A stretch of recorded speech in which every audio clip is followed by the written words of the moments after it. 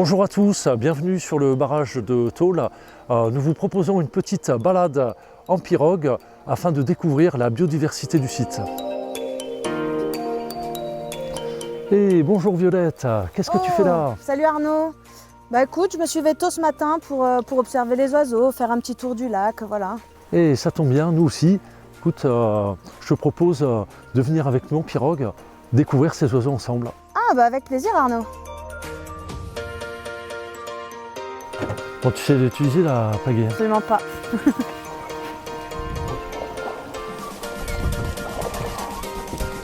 Alors, nous voici sur le lac de Thôle, qui est un lac artificiel. Ce lac, il existe tout simplement parce qu'il y a un barrage qui a été construit dans les années 60, donc par EDF, pour d'une part produire de l'électricité et pour alimenter le bassin ajaccien en eau potable. Violette, quelle hauteur fait-il ce barrage? Alors ce barrage, il me semble qu'il fait 87 mètres de haut et 120 mètres de large. Je te propose qu'on aille voir là-bas, non? Pour voir si on peut observer quelques oiseaux. Mais d'autant plus que là, on est dans un milieu forestier. Et là, les espèces sont nombreuses. On va pouvoir essayer d'en voir quelques-unes. Je me demandais, Arnaud, est-ce qu'ici, c'est possible de voir des milans? Tout à fait. On peut le voir ici. Donc, c'est un rapace opportuniste avec 2 marques blanches sous les ailes. Ça, c'est caractéristique du milan royal avec un cri aigu. Est-ce que si on se rapproche de la berge, est-ce qu'on pourrait voir leur nid?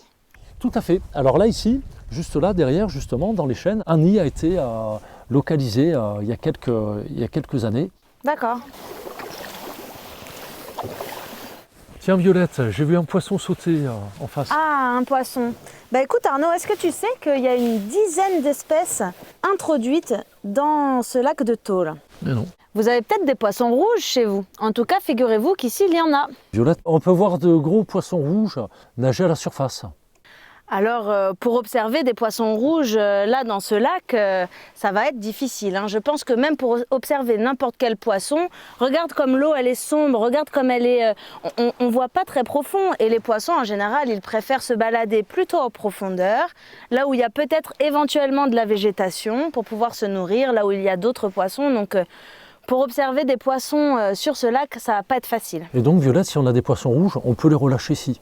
Ah non, s'il vous plaît, si vous avez des poissons rouges ou quelconque animal que vous avez acheté en animalerie, que ce soit des poissons, que ce soit des tortues, s'il vous plaît, ne pas les relâcher dans le milieu naturel. Vous risquez de tout dérégler et de dégrader la faune et la flore qui s'est installée naturellement ici.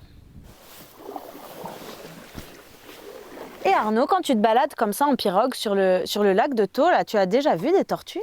Alors, on a déjà vu une tortue ici. Et c'est la fameuse tortue de Floride. Je ne sais pas si cette tortue... c'est celle qui a la marque rouge sur la tempe, c'est ça? Exactement, elle a la tempe rouge. Donc des gens peu scrupuleux qui avaient une tortue chez eux, au lieu d'avoir le bon geste et de le remettre à l'animalerie, l'ont relâché donc, dans la nature. Un peu comme le poisson rouge finalement. Exactement, tout à fait. Et donc on a retrouvé la tortue donc, sur l'eau. Mais on peut la retrouver donc sur les berges. Les tortues sont des animaux à sang froid, ils ont besoin d'emmagasiner les rayons du soleil pour être en activité. Il faut savoir qu'en aval, on a une autre espèce qui celle-ci est endogène, elle habite en Corse depuis des années, c'est la cistude d'Europe. Donc la cistude, on pourrait la voir un petit peu plus bas du barrage sur Bastelli-Catch? Ah tout à fait, voilà, donc sur Bastelli-Catch, on la retrouve là. Alors les endroits peuvent être divers, ça peut être les berges, ça peut être des morceaux de bois flottant sur l'eau, exposés au soleil. Et j'imagine qu'il ne faut absolument pas faire de bruit pour avoir la chance d'en observer. Exactement, le moindre bruit, elle plonge dans l'eau. Des fois, il est possible de ne voir que la tête dépassée, donc on voit le petit museau dépassé avec des petits points jaunes. D'accord.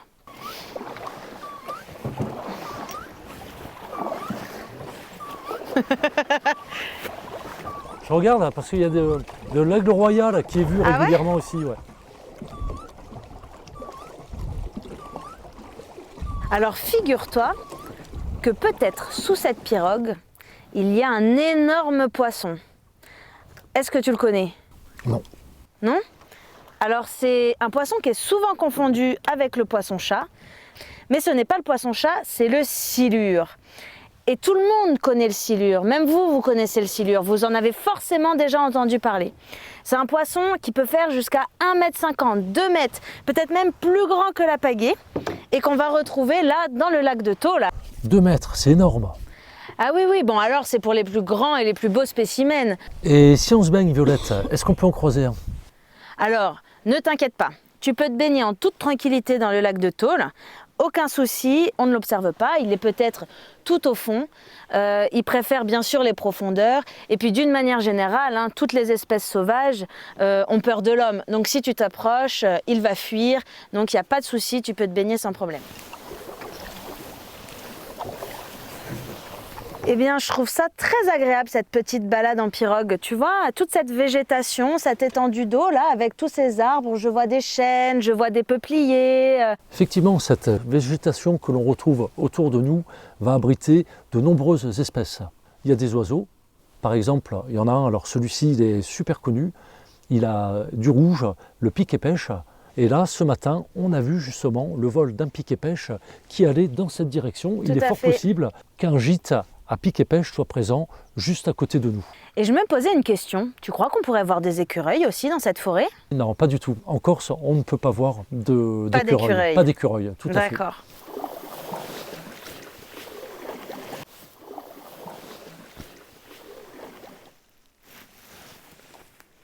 Tiens Arnaud, qu'est-ce que tu es en train d'observer avec tes jumelles? Alors justement, là, derrière toi, tu as un héron cendré en train de s'alimenter. Il est de couleur grise avec un long cou, on l'appelle le mangeur de grenouilles. Voilà. Il mange des grenouilles? Il mange des grenouilles, ce qui veut dire qu'ici il y a des grenouilles, des amphibiens. D'accord. Est-ce que tu as vu d'autres oiseaux là sur les berges de ce lac? On a vu un couple de bergeronnettes des ruisseaux. Donc elle a le ventre jaune, une queue très très longue, et c'est une espèce qui est relativement rare et qu'on retrouve uniquement dans les ruisseaux. Il y a le guêpier d'Europe, il y a le merle bleu, tiens, il est présent juste au-dessus, les hirondelles, le martinet à ventre blanc, et il y a le canard colvert que l'on peut voir. Et sinon, il me semble qu'on a vu passer un cormoran tout à l'heure, non? Exactement, tout à fait. À ton avis, pourquoi il vient là? Bah pour se nourrir. Pour se nourrir. Alors c'est un oiseau qui est piscivore et il a une technique pour pêcher extraordinaire. Il a 2 petites pattes palmées qu'il va utiliser comme des turboréacteurs pour se déplacer avec rapidité dans l'eau et poursuivre ses poissons.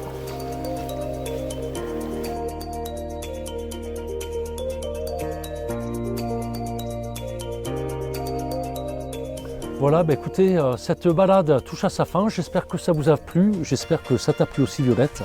Bah écoute, merci en tout cas de m'avoir proposé. On a pu voir plein de choses, des oiseaux, des arbres, des tortues, des poissons. Donc on voit bien qu'il y a toute cette faune qui nous entoure. On a appris énormément de choses, j'espère que vous aussi. Donc merci pour cette balade et à une prochaine fois alors.